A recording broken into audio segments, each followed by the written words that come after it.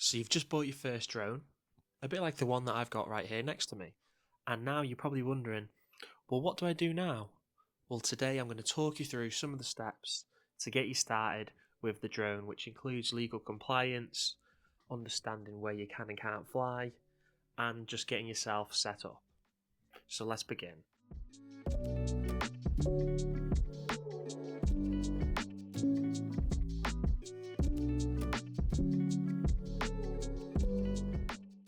So the first thing you're going to need before anything is you need a flyer ID and you're going to need an operator's ID. Now I'll just run you through those quickly. So your flyer ID, that is, I guess you could call it some certification to say that you're competent enough to fly the drone.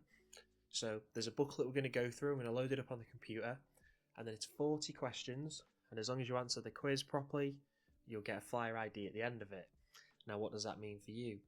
Basically, that is kind of like your driver's license of the drone to say that you're able to fly this drone, but this is restricted to the A1 and the A3 category, which you will learn in all this documentation on the CAA's website. Now, the second thing I want to go through on this website is the operator ID. Now, the operator ID is kind of like your driver's license, but for all of your drones. So if you just have one, you just have one. But this is basically an identification number that you put on your drone. So if something was to happen, it was to be lost, or an accident was to happen, and the drone was recovered, they can trace this back to you basically. It is also legal compliance that all drones that you have, like the one I have here, are clearly labelled. It's easily accessible to see, so it's not kind of hidden somewhere, not likely to fall off. So if anything was to happen, it can be easily read by the authorities or by the CAA. So we're also going to go through that as well. So before anything, let's move over to the computer, get the website up, and just quickly talk you through how to get started, how to get set up. So the first thing we're going to do is going to open up Google, and then we're just going to type in CAA drone. It's the easiest way to get there. Now, the first thing that is coming up for me, and hopefully should be for you, is flying remote piloted aircraft. Now, the website for this is caa.co.uk/drones. So we're just going to click on that, and then we've got the first page to load up. Now we need to ignore everything but where it says getting started with drones. So the first thing we're going to do, registering to fly drones and model aircraft. Now obviously, as you can see, we can see where can you fly, categories of flying, preparing for it. All of this will be covered in this basically. So we've got a step-by-step guide to registering. So work out what IDs you need for weight of drone and aircraft you'll fly. So if you're using a Mini, you're the 249 grams, you're still going to need to register, you still need an operator ID, but you can have less restrictions, which is what we're going to learn when we go through the drone and model aircraft code. So what we need to do is, as long as you're meeting the restrictions, oh, I've got a camera beeping at me. So before I was rudely interrupted, what we're going to do is we're going to go to step 3. As long as you are under 18 and over 13, otherwise you will need a parent to register for the operator ID and the flyer ID. Again, we're going to learn all this reading the drone code. So we're going to open this up.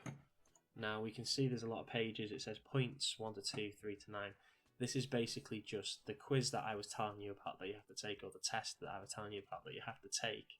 These are different points of it. So if you were to take the quiz and certain points you weren't hitting, so say points 29 to 34 you didn't make, you can quickly go back here and get yourself all up to date. But to save messing about, we're just going to click on the drone code overview, and then there's a download right here. That should open a PDF folder like it has right now. And as you can see, we've got the drone aircraft and model code. So basically this is what we need to learn. Everyone's going to be different, and it took me a little while to learn it, but once you've learned it and you just keep following it, it just comes second nature. And obviously you can save this and come back to it if you need to. But as you just go through the different pages, so if we just click on it and then we can go through. So as you can see, all the different contents. So getting getting what you need to fly legally, flying safely and responsibly. So just go through this, take your time, there's no rush. Again, this test doesn't cost anything, you can retake it as many times as you need to. So you don't need to worry about that. But you just need to ensure that you know everything on this code and you pass the assessment. So as you can see, do you need a flyer ID? Not a toy. Now, a Mini is not classed as a toy, even though it does have a camera.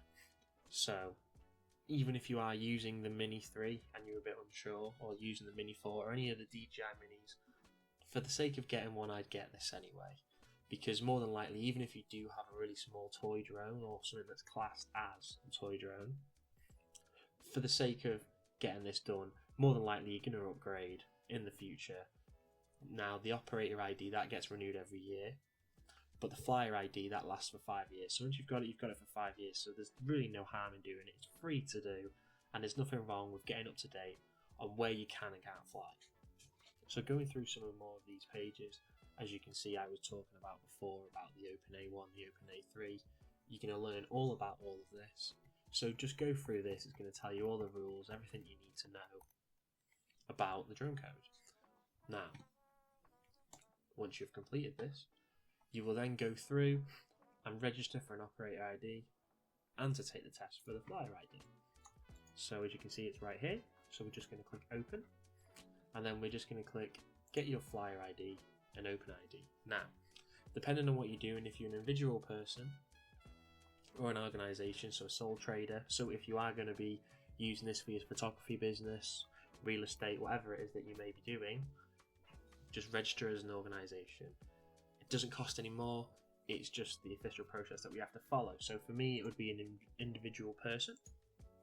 I would type in my email address, we're all good to go. So, do you also need a flyer ID? You can hit yes, and then continue. Now we're going to follow this process out. I've already got one, but we should just be able to continue. And then as you can see, continue to the theory test. So you've got 30 minutes to do the test, and you can see 40 multiple choice questions, 30 points. So here it is with the ruling. So children, if you're under 13, you can get a flyer ID, but you must ask your parents, guardians to be with you when you take the test. And I believe that they also need the operator ID as well. So once you've completed the test, it'll ask you to start the test, go through the test, complete the test, and then fill out all the information that's required. It will then ask you to pay for your operator ID. Now, let me just open the operator ID separate, because I already have one of these. Now I've got my operator ID and your flyer ID. I've got them blanked out for obvious reasons. We're going to take this operator ID, and the first thing we're going to do is get a little printer, like I've got right here, which is a label printer, and we're going to print that operator ID off and stick it on the drone. Now, before anything, this needs to be easily visible. So, if you were to put it on a battery and the battery fell and disappeared, that's no good. It needs to be physically on the drone, it can't be on the battery. So even if it's on the inside compartment of the battery, that's totally fine, but it just needs to be easily accessible and not really easily lost. You know, fair enough if you put it on the arm and it's come off, but you have to make a good enough attempt to do that. So I just put it on the outside of the drone, on the body of the drone. It's not that big of a deal. If you make it small enough, it's pretty hard to see anyway. So in case you're concerned of anyone else kind of copying that tag and then using it themselves and potentially getting you into trouble, and more than likely, once it's a meter away from someone, they're not even get to see the code anyway. So you've got your flyer ID, you've got your operator ID, you've put your operator ID on your drone, you've kept your flyer ID, you can print it off, get a little card printed, whatever you want, just so you've kept that on you. Now, we're going to go back onto the computer on Google, we'll stay on the computer should I say, and then there's a company called Altitude Angel, and they do a drone safety map. Now this is going to help us to be able to figure out where we can and can't fly. There's a few options. I prefer the Altitude Angel one, so you can either type in Altitude Angel, and then here where it says drone safety map, this is what we're after, and then we're just going to go to dronesafetymap.com. Now, if you go on their website, you will see a mobile version. You can download it, it's totally free, but this is called Drone Assist. It's not called Drone Safety Map. So when you're searching for it, either search Altitude Angel or Drone Assist now, because I believe they've discontinued the Altitude Angel one, so now it's just Drone Assist. So if you just type in Drone Assist, this is also, that'll be a mobile version, so when you're out and about, you can easily just, wherever you're at, jump on it, it'll show you your location and tell you where you can and can't fly. So I agree. So here's the web version. So I'm just going to put never allow on this one. Obviously it's going to ping up my location. So now what we have here is a map of the UK. So let's say you want to fly Liverpool. Let's scroll in. Obviously I know Liverpool Airport is nearby.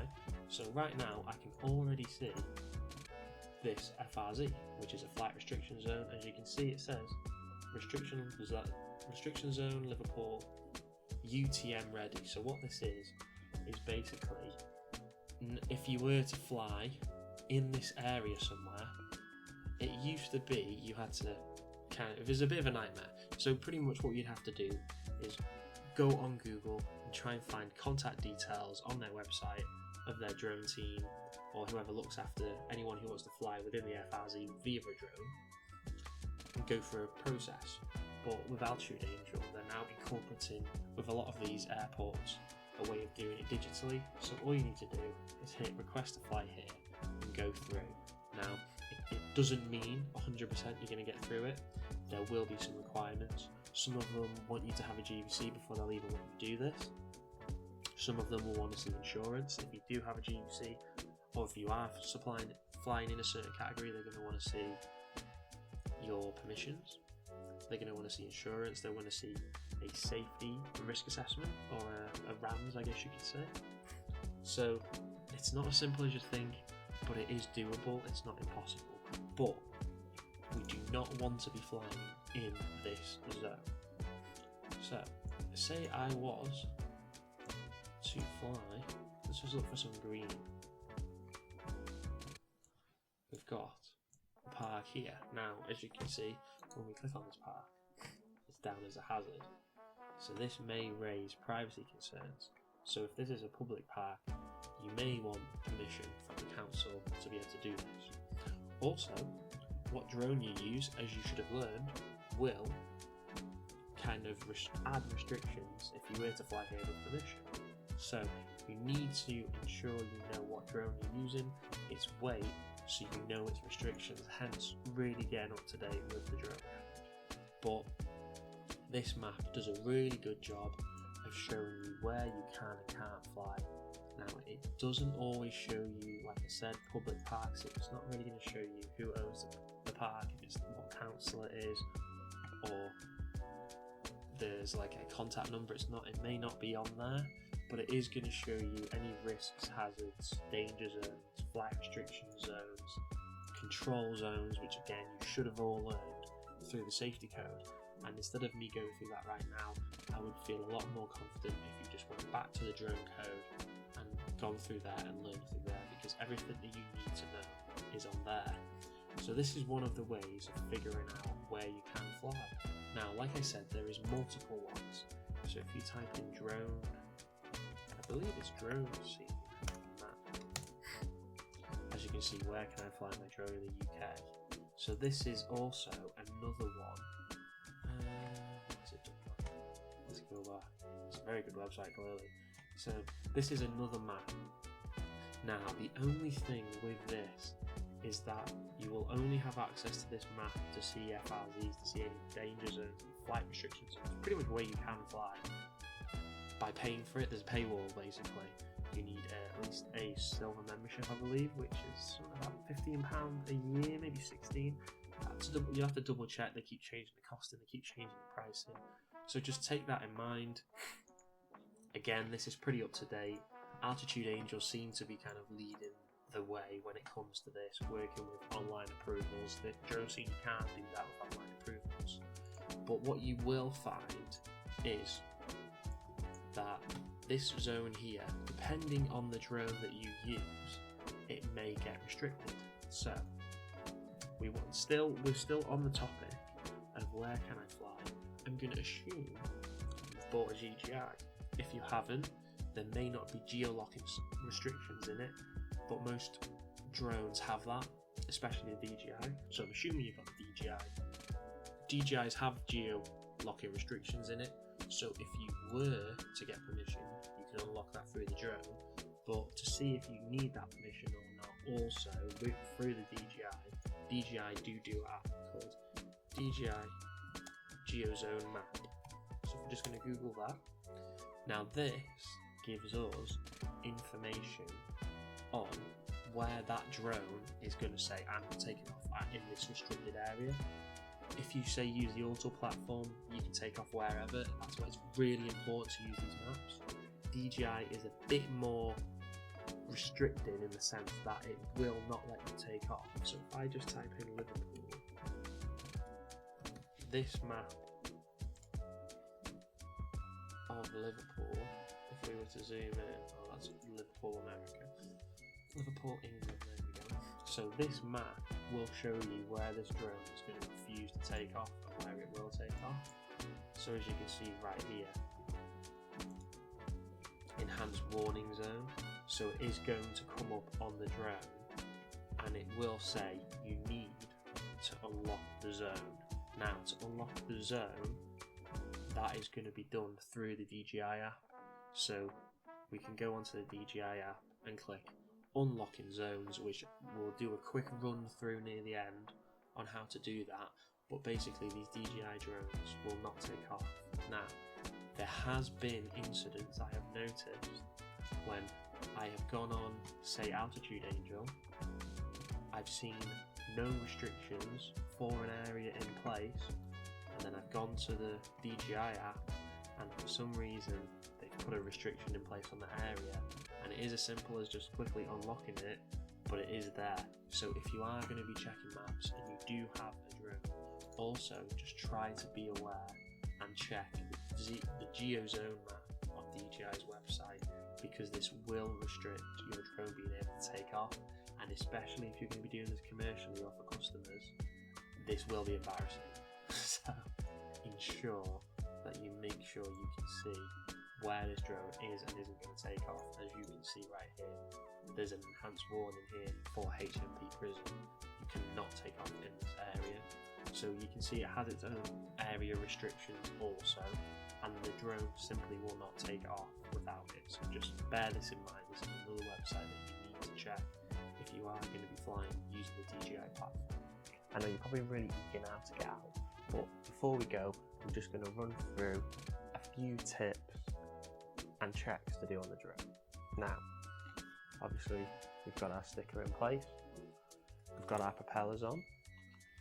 So before anything, we're going to ensure the battery is fully charged, that there is no damage inside the battery terminal, there is no damage to the battery, it's not puffing, so it's safe to use, because the last thing we want it to be doing is using it while it's puffing, the thing drops out of the sky. We're going to ensure it's clicked in nicely. We've got our SD card, and there's no damage to the SD card, because the last thing you want to be doing is going out and you haven't even got the SD card in. Now propellers, we're going to ensure all screws are done correctly and that all of these are in the correct angle or point. So what I mean by that, the correct propeller for its location. So if you look on this drone, you can see here we have some slits or some notches. Now on this side, directly opposite it, it's got the same. Now if we were going on the other side, you can see that they are not. What this is basically a way of telling if you've got the right propeller on the right side of the drone arm. So what we want to be doing is making sure it is correct first of all, make sure they are matching, and so we know the propellers are pointing the right way, as ones will turn one way, the other two will turn the other way, and this is what keeps the drone up in the air. Now, if this isn't done correctly or isn't installed correctly, the drone may take off and flip, or it just may not take off at all, and you may be stuck there wondering what is going on here. Now, to be able to tell which arm takes which, there is a it's hard to see on here, a small notch there also, like a line, to indicate the notched ones goes on here, but the notched ones don't go on here because that same notch on the actual arm itself is not in there. So ensure these propellers are secure and they're pointing the right way. Next, we're just going to do a physical inspection to make sure there is no damage on the drone. The last thing we want to be doing is taking it out and there's a crack somewhere, and in the air when it's under pressure, the drone just disintegrates. Now once you're happy with that, the next thing we're going to do is go over to the controller, ensure the drone is safe. What I mean by that is it's up to date. So you can power your controller on, and usually once this is connected to Wi-Fi, or if you're using the in-app, it will automatically come up on the home page saying an update is required. Make sure you install and download that update, even if it takes a while, just make sure you do it. It's always good to have this up to date and legal, because sometimes restrictions get added, restrictions get removed, so you want to ensure this is always following the right ruling. So I'm signed in, you can see the remote right here, and it is not saying anything needs an update, so we're happy. So I'm just going to turn the drone on, just to double check. So what this means is the controller is up to date, but the drone isn't connected and turned on, so it may mean the drone needs an update also. So once the drone is connected, you can see we've got the green light. We can see it is not asking us to do an update, so we're good to go. Now there's a few things we want to do before we take off. As we can see right here, we've got a good signal to the RC, that's showing our signal. We can see our battery life now. It's not actually showing how much battery we've got left, it'll show that once it's flying. Then we can see sensors in red, that is just because it's on the table next to me and it's going mad because it can see that it is not a safe location to take off on. So the safety sensors that are basically going to pause the drone once it sees something. So say it sees like a building or you're going towards a tree, it's going to pause the drone to stop it from crashing. Now right here you can see we've got yellow on a picture of what looks like a satellite. So that is how strong of a GPS signal we have, or the drone has. So if you were to have an incident and you wanted to return the drone, we could hold the home button. The drone will automatically return to home, but it needs a good signal to be able to do that. So that's what this is about. Now, press the 3 dots and we're on safety. Obstacle avoidance I recommend on. You've got bypass, you've got brake. Bypass, that drone's going to try and fly around the tree. Brake, it's just going to pause itself. I recommend leaving it on brake. Then what we're going to do is we're going to go to the app, the flight protection. I recommend setting the max altitude to 120 meters and the distance to 500 meters. Then you know you're not going to be able to break any rules because you won't be able to go over it. Auto return to home settings. So say the signal loses or you hit the return to home button. This is how high it's going to take off. Now I just set this to however tall you think the buildings are around you or the trees. So it's not high, not high enough to hit something. Then once you've done that, you're pretty much ready to go. So that has been the video. I hope it's been helpful. So just some quick aftercare points. Insurance, I recommend it. It's not really expensive and it just covers you. Obviously, I know the ruling states that to fly commercially you need the insurance, but even as a hobbyist it always helps to have the insurance. The next tip, gear. What are you going to use when you take off? What are you going to wear? Now, some people like to wear high vis, some don't. It's basically a personal choice, but it would make sense that if you are flying in the environment where people are around, they can clearly see you. Then stuff like landing mats and takeoff pads I would recommend getting one so you know when you take off and land it's always on a flat, smooth surface. So even if it is a bit of a bumpy field or a bumpy ground, you know that the pad's kind of going to make a bit of flatness from its fabric, so it's going to be safe to land, safe to take off at. So the propellers are not in a position where, say, the drone's tilted and they're just going to hit the ground and damage themselves and crack. Now, talking about propellers, obviously I've told you the importance of ensuring that they're safely attached, also that they're in the right configuration. But the next thing I want to just mention is read the manual for how often you should change these propellers. They're not going to last forever. They will get some chips and some damage, whether it's from transit or just in its kind of lifespan, they kind of fold and peel. So it is recommended getting some spares and then following what they recommend to just change these propellers out every couple of months, so you know it's shit hot, because obviously as things go, it's probably one of the most important things on the drone. So I did speak about doing some physical checks of the drone. I'd recommend doing this before every flight instead of just getting it out of the bag and then just chucking it up straight away. For the sake of spending a minute just looking the drone over, making sure there's no dirt on the sensors, making sure there's no damage on the drone, we can be confident that nothing is going to happen to the drone, especially battery charge time and battery puffing. So it may sound a bit silly or tedious, but for the sake of making sure nothing's damaged, it will just extend the life of your drone, because you may catch damage early, even if it is a slight crack. When this drone is under tension and the propellers are flying, you may find that it will stretch that damage or enhance that damage more and stretch the airframe, which is the last thing we want to do. And then probably the final one, if you do have a heavier drone than a Mini, I would recommend doing the A2. There's a lot of different service providers out there that will provide that training for you, and it's another 40-question exam, but this does then reduce some of the restrictions when you're flying a heavier drone, so say the Air, the Avata, the Mavics, anything like that that is obviously more in the 800-700 grams, because it will remove those extra restrictions of say 150 meters because you're flying in the A3. It basically gives you the ability to fly in the A2 category. So I'd recommend doing that. It's not expensive, and again, it lasts 5 years.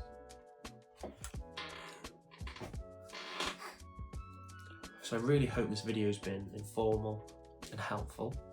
It's probably its first of its kind on this channel that I've done, so I'm going to be putting a lot of work in to edit it and to make this come across interesting, informal, and yeah, I guess interesting and informal and not a boring video. So if you've liked this video, please do hit a like, please do subscribe, and I'll see you in the next one.